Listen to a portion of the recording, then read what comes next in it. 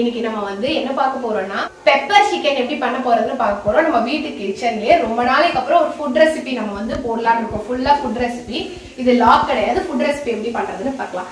வாங்க pepper chicken எப்படி பண்றதுன்னு போய் பார்க்கலாம். அதுக்கு இப்போ வந்து நம்ம ஒரு 3/4 கிலோ சிக்கன் வாங்கியிருக்கோம். லெக் பீஸா பார்த்து வாங்கியாச்சு. இதுக்கப்புறம் இது பெப்பர் ஒரு 2 ஸ்பூன்ஸ். இதுக்கப்புறம் வந்து பூண்டு ஒரு 4 பல்லு கட் பண்ணி வச்சிருக்கேன். அப்புறம் இது வந்து தண்ணியில மிளகாவை ஊற போட்டு வச்சிருக்கோம். இதுதான் அரைக்கிறதுக்கு நமக்கு வந்து ஈஸியா இருக்கும். அதனால தண்ணியில காலையிலேயே ஊற போட்டு வச்சாச்சு. ரொம்ப ஈஸியான பெப்பர் சிக்கனுங்க. குழந்தைங்க எல்லாம் ரொம்ப விரும்பி சாப்பிடுவாங்க. நான் வந்து இந்த இதுல இவ்வளவுதான் இன்கிரீடியன்ஸ், இதை வச்சுதான் நம்ம செய்ய போறோம். இது எவ்வளவு டேஸ்டியா வருதுன்னு பாருங்க.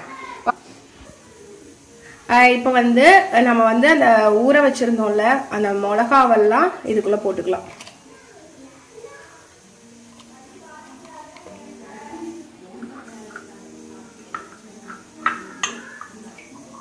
அப்புறம் பூண்டு நம்ம கட் பண்ணி வச்சிருந்தோம்ல அதையும் போட்டுடலாம்.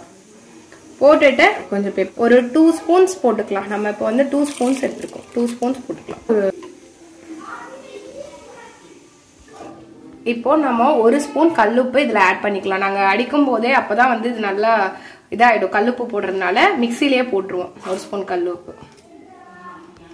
இப்ப இது எல்லாத்தையுமே நம்ம பேஸ்ட் பண்ணிக்கலாம். நல்லா நைஸா அரைச்சிடணும். அதுக்காக தான் மிளகாவை வந்து தண்ணியில ஊற வச்சோம். கிட்டத்தட்ட ஒரு 3 hours நான் இப்ப ஊற வச்சிருக்கேன். இதை வந்து மிக்சியில அடிச்சுக்கலாம்.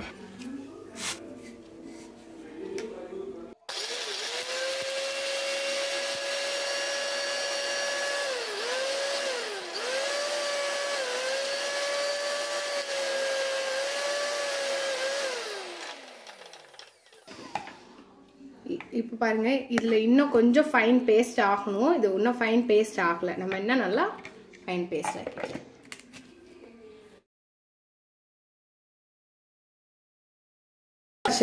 பாத்துக்கலாம். இங்க பாருங்க எவ்வளவு நல்ல பேஸ்ட் ஆயிருக்குன்னு. இன்னும் உங்களால முடிஞ்சா கூட நல்லா பேஸ்ட் ஆக்கிடுங்க. ஆல்மோஸ்ட் பேஸ்ட் ஆக்கிட்டேன். இப்ப நம்ம இதை எடுத்து நம்ம அந்த சிக்கன்ல நல்லா மேரினேட் பண்ணி வைக்கலாம் தடவி.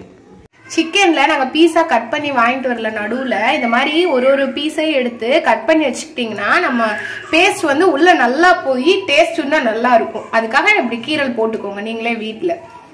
ஒரு இதுலயும் பாருங்க நம்ம பீஸா கட் பண்ணி வச்சிருக்கோம்.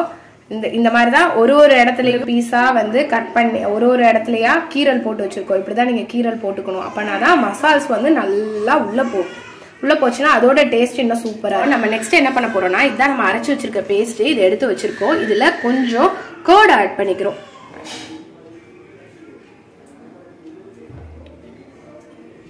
கர்ட் ஆட் பண்ணிக்கிட்டோமா? இந்த கர்டை வந்து நல்லா மிக்ஸ் பண்ணிக்கோங்க.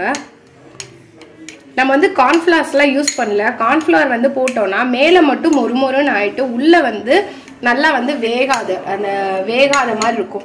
ஸோ அதனால நம்ம கார்ன்ஃபிளவர் எல்லாம் ஆட் பண்ணலாம். நம்ம தயிர் ஊத்திக்கிட்டோம். நல்லா தயிர் ஊத்தினாலே நல்லா இதை வந்து இந்த பேஸ்ட் நல்லா மிக்ஸ் பண்ணிட்டு அதுல தடவி வச்சு மேரினேட் பண்ணி வச்சுட்டோம்னா நல்லா ஃப்ரை ஆயிடும். நம்ம நல்லா மிக்ஸ் பண்ணிக்கிட்டோமா? ஓகே.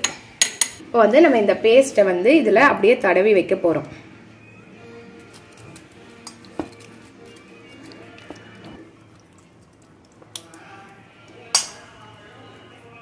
நம்ம அந்த ஓட்டையெல்லாம் நம்ம கீரல் போட்டோம்ல அந்த இடத்துல எல்லாம் நல்லா இப்படி பண்ணி விட்டீங்கன்னா உள்ள நல்லா இறங்கும்.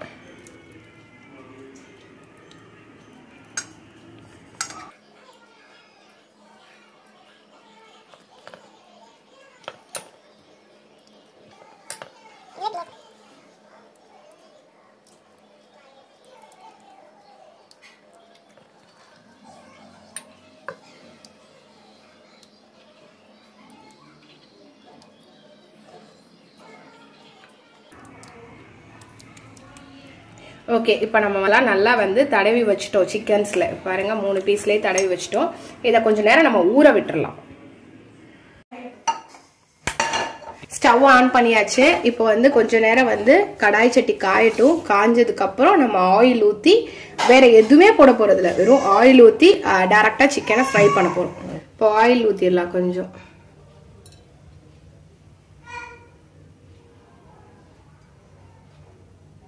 இப்போ வந்து எண்ணெய் நல்லா காயட்டும். அதனாலதான் கொஞ்சம் ஸ்டார்டிங்ல தான் ஹைல வைக்கணும். அடுத்து சிக்கன் போட்டு வேகும் போது கொஞ்சம் ஸ்லோல தான் வச்சுக்கணும். ஏன்னா வெளியே வெந்த மாதிரி இருக்கும், உள்ள வேகாது. அதனால ஸ்டார்டிங்ல எண்ணெய் இப்போ வந்து ஹைல வச்சுக்கலாம். ஏன்னா எண்ணெய் காயணும். இப்போ வந்து எண்ணெய் காஞ்சிருச்சு. நம்ம சிக்கன் பீஸை உள்ள போடலாம்.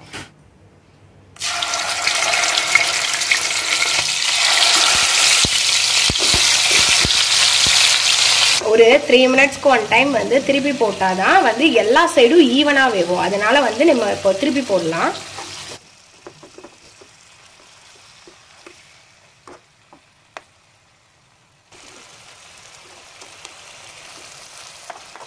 இப்போ பாருங்க, அப்போ பார்த்ததுக்கு எவ்வளோ நல்லா ஃப்ரையாக இருக்கு. இப்போ இந்த டிப்ஸ்ல இதில் என்னன்னா, நம்ம வந்து தயிர் ஊற்றணும்ல, தயிர் ஊற்றுனதுக்கு பதிலாக லெமன் கூட ஊற்றலாம்.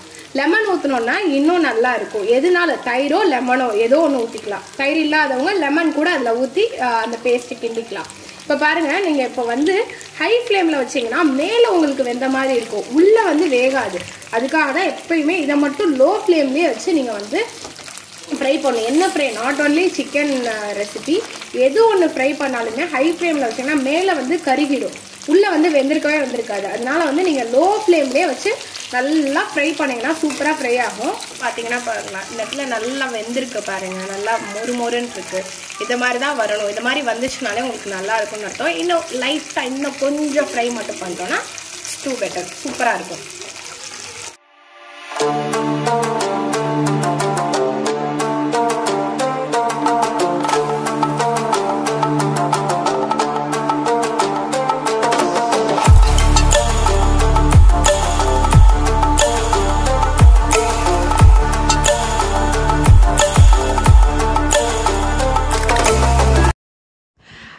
ஓகே வியூவர்ஸ், நம்ம ஒரு வழியாக வந்து பெப்பர் சிக்கன் பண்ணி முடிச்சாச்சு. இப்போ பெப்பர் சிக்கன் வந்து டேஸ்ட்டாக இருக்குன்னு எல்லாரும் சொல்லிட்டாங்க, சாப்பிட்டும் பார்த்தாச்சு. இப்போ நான் அப்போ சொன்ன மாதிரி நான் வந்து 30 மினிட்ஸ் தான் ஊற வச்சுருந்தேன். நீங்கள் வந்து ஒரு 30 மினிட்ஸ் ஊற வைக்கலாம். மினிமம் கண்டிப்பாக 30 மினிட்ஸ் ஊற வைக்கணும். மேக்ஸிமம் 1 hour கூட வைக்கலாம். அப்படி வச்சுட்டு ஃப்ரிட்ஜில் இருந்து எடுத்து வந்து ஃப்ரை பண்ணால் கூட இன்னும் நல்லாயிருக்கும். ட்ரை பண்ணி பாருங்கள். இது ரொம்ப சிம்பிளான ரெசிபி. இதை ட்ரை பண்ணி பார்த்துட்டு எங்களுக்கு கமெண்ட் செக்ஷனில் கமெண்ட் பண்ணுங்கள் எப்படி இருந்துச்சுன்னு. மறக்காமல் எங்கள் சேனலை சப்ஸ்கிரைப் பண்ணுங்க. இந்த ரெசிபி பிடிச்சிருந்துச்சுன்னா உங்க ஃப்ரெண்ட்ஸ்க்கும் ஷேர் பண்ணுங்க. தேங்க்ஸ் ஃபார் வாட்சிங் அவர் வீடியோ.